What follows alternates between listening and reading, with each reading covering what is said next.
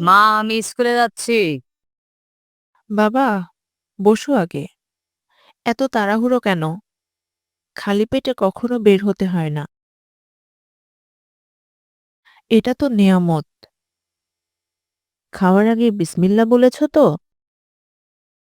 বলেছি মা, আপনি তো আমাকে প্রতিদিন বিসমিল্লাহ বলার কথা মনে করিয়ে দেন। এটাই তো আমাদের আসল পরিচয়। সব সময় আমরা যেন শুকরিয়া আদায় করি এবং কৃতজ্ঞ থাকি। আল্লাহ এত কিছু দিয়েছেন আমাদের, আমরা যদি তা মনে না রাখি, তবে সেই দেয়া কখনো স্থায়ী হবে না। আমি সবসময় আল্লাহকে স্মরণ করি মা, এমনকি স্কুলে টিফিন খাওয়ার আগেও। সুবহান আল্লাহ। আমার ছেলে বড় হয়ে আল্লাহ ভীরু মানুষ হবে ইনশাল্লাহ। দোয়া করবেন মা, যেন আমি শুধু ভালো ছাত্র না, ভালো মানুষও হই। আল্লাহ যেন তোমার অন্তরকে ঈমান দিয়ে পূর্ণ করেন এবং তোমার কর্মে যেন বরকত দেন। হায় আল্লাহ, এই জুতা পরে তো আর যাওয়াই যাচ্ছে না। রোজ যদি একটা নতুন জুতা থাকতো তাহলে কতই না ভালো হতো। আবির, চলে যাচ্ছিস? ভালো খাবার তো করতে পারিনি। একটু ভাত খেয়ে যা বাবা। সময় নেই, স্কুলে দেরি হয়ে যাক। তুমি কষ্ট করবে না মা আমার জন্য?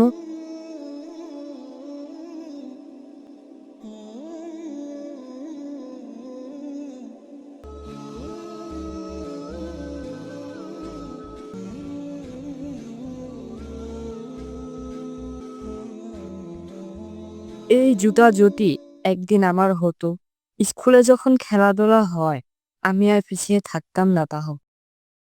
পাশ দিয়ে রায়হান যায়, খেয়ে দেখে ছেলেটির জুতো ছেঁড়া। অনেক কষ্টে করে সে হেঁটে যাচ্ছে। আবিরের কথা শুনে রায়হানের মনে অনেক কষ্ট হয়। কিরে, আজ তোকে চুপচাপ লাগছে?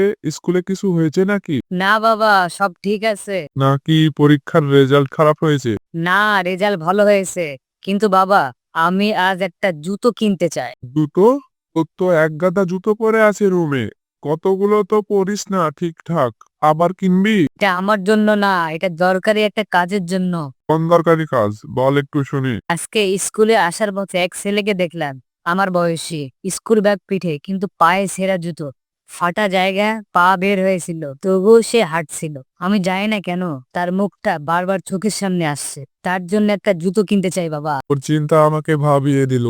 আমরা কতবার নিজের আরামের জন্য কত ব্যয় করি, কিন্তু কারো প্রয়োজনের দিকে তাকাই না। মা তো বলে, আল্লাহ আমাদের যা দিয়েছেন সেটা কেবল আমাদের জন্য না, গরিব দুঃখীদের ও যাদের তিনি কম দিয়েছে। হ্যাঁ, ঠিক বলছিস তো। এখন তুই কি চাস? আমি চাই ও যেন স্কুলে গিয়ে খেলতে পারে, দৌড়াতে পারে, মাথা নিচু না করে হাঁটতে পারে। চল, আজ জুতো কিনতে যাই। তবে একটা না, যদি তোর মন চায় একাধিক কিনে রাখ, যাতে আরো কারো দরকার হলে দিতে পারিস। ধন্যবাদ বাবা, আমি আজ আমার সবচেয়ে বড় ইচ্ছাটা পূরণ করলাম।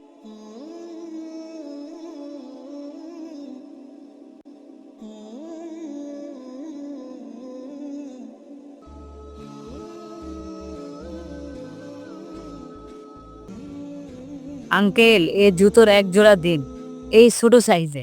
একটু ভালো করে দেখে দিন প্লিজ। এই সাইজ? তুমি কি ছোট ভাইয়ের জন্য নিচ্ছ? না আঙ্কেল, নিজের কোনো ভাই নেই, এটা কাউকে উপহার দেব। ও, উপহার? কাকে দিবে? জন্মদিনে নিশ্চয়ই। আমার পরিচিত না, রাস্তায় দেখি তাকে স্কুলে যায়, কিন্তু জুতোটা ছেঁড়া।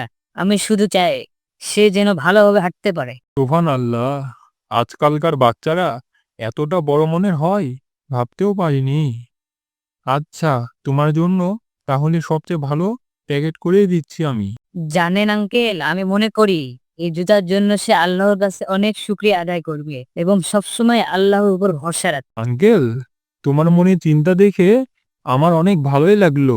জি ভাই, এই বয়সে ওদের এইরকমই চিন্তা থাকা দরকার, একজন আরেকজনকে সহযোগিতা করা। আমি চাই আল্লাহ যেন আমাকে সবসময় কারো কাজে লাগায়। আল্লাহ তোমার দোয়া কবুল করুক বাবা। এখন চল।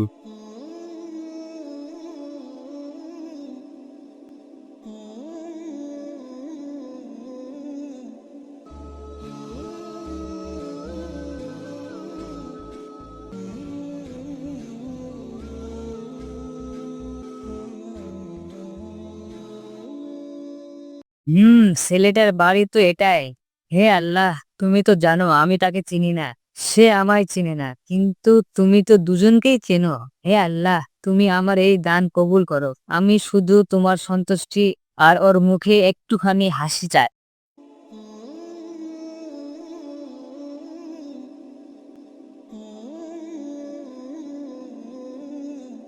আবির, ওঠ বাবা, একটু দোকানে যা, বাড়িতে চাল নেই, রান্না করতে হবে। উঠেছি মা। হ্যাঁ বলো মা, কি করতে হবে আমায়? বাবা, ঘরে তো চাল নেই, আবুল চাচার দোকানে যা, চাচার কাছ থেকে চাল ও ডাল নিয়ে আয়। ঠিক আছে মা। আরে আরে, এটা কি? বাহ, এটা তো একদম নতুন, আমার সাইজেরই। কি দিল এটা? আমি তো কাউকে বলিনি, কেউ জানতেও পারে না।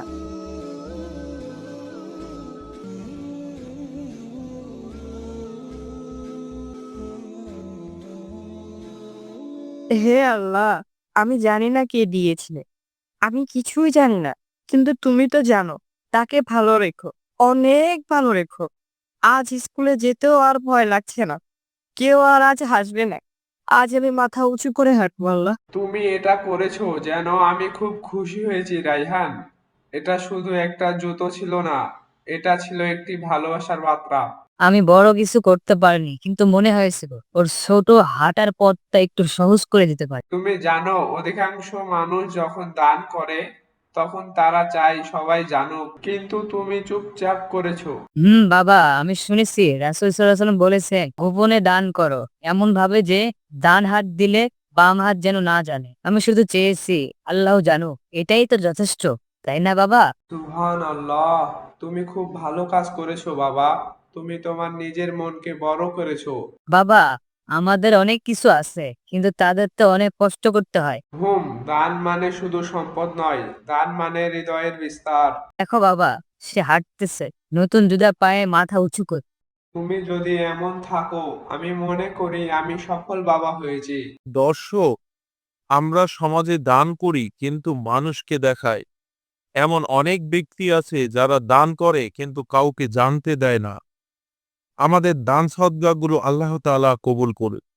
গল্পটি যদি আপনার ভালো লেগে থাকে তাহলে একটি লাইক, কমেন্ট এবং শেয়ার করতে ভুলবেন না। আপনাদের ভালোবাসায় আমাদের এগিয়ে যাওয়ার প্রেরণা। সবাই ভালো থাকবেন। আল্লাহ হাফেজ।